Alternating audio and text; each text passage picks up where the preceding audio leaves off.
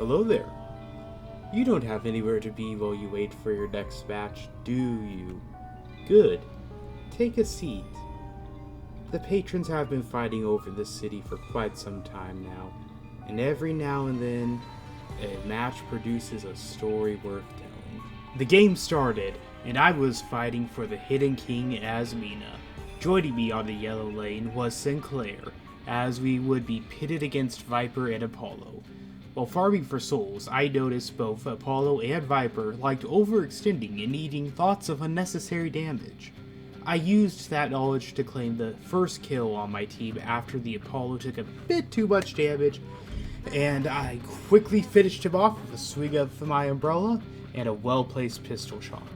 Later, I saw Viper on low health and took my chance of claiming a second elimination.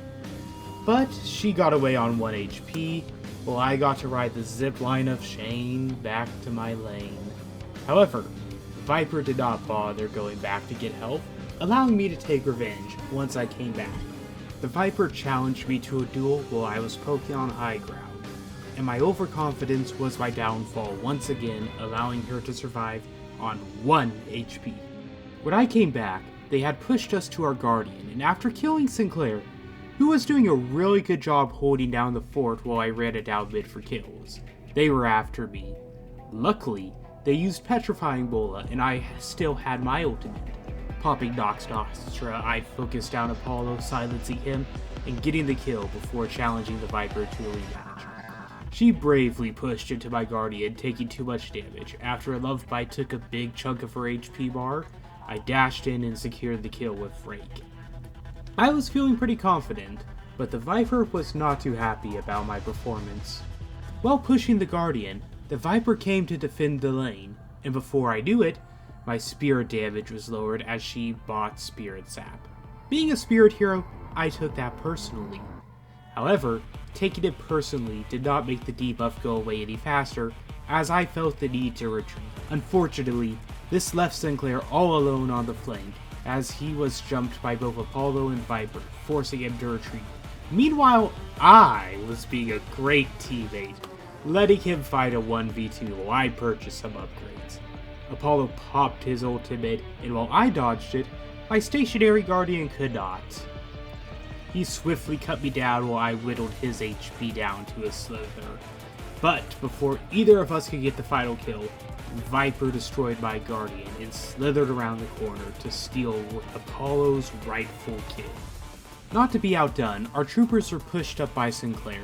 When I finally arrived on the front lines, the Guardian was already good as dead. As Viper was ready to stop our advance, but I solo ulted her, forcing Apollo to fight a 1v2, as Sinclair and I were determined to push their walker. He made a valiant attempt once again, but he was denied his rightful kill on me by Sinclair coming in clutch.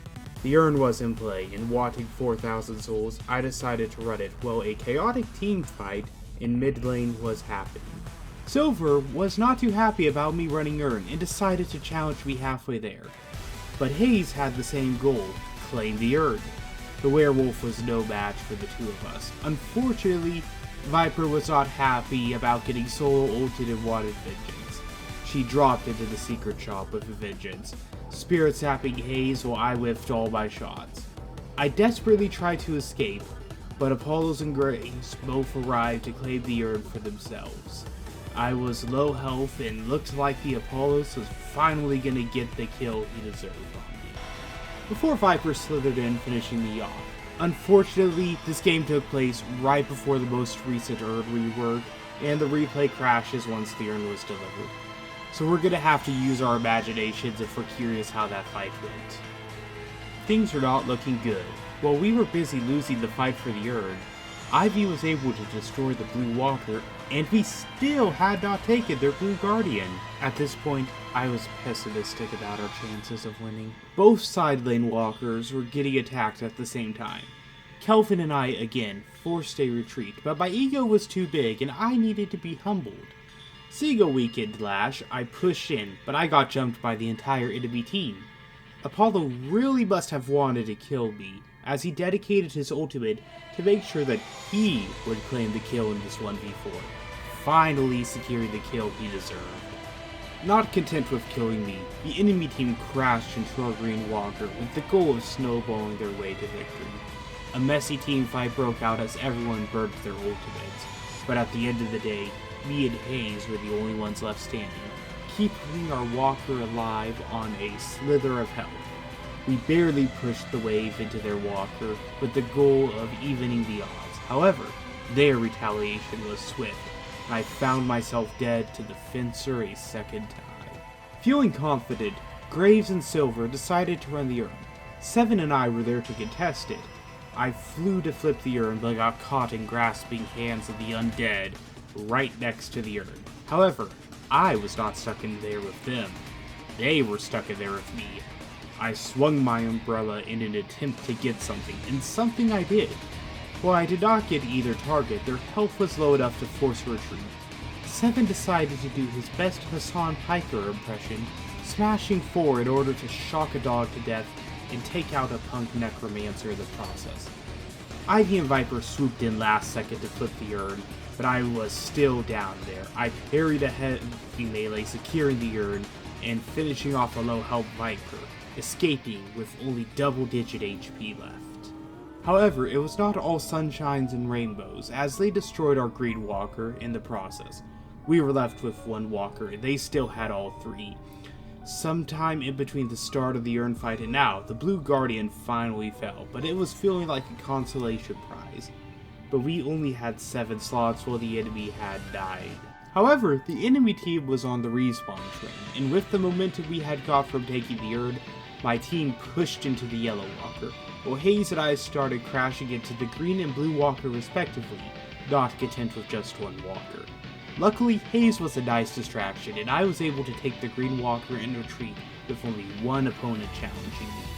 The opposing team was split between trying to run another urn and trying to push the green lane all the way into the base, and that indecisiveness was something we could take advantage of.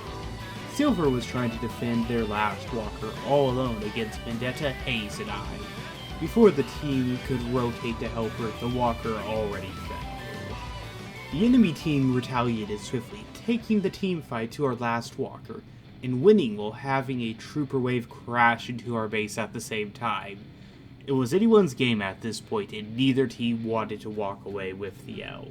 Not all was lost. At some point, Seven and Hayes were fully online and decided to speedrun mid-boss. While that was happening, I decided to run the urn as a distraction, and not because I had tunnel vision. One member was able to steal 1 rejuvenator charge, but I had successfully distracted the rest of the team, forcing another team fight for the urn. After the Apollo forced out a rejuvenator charge killing me, I decided to return the favor, solo ulting him, and forcing out their only rejuvenator charge.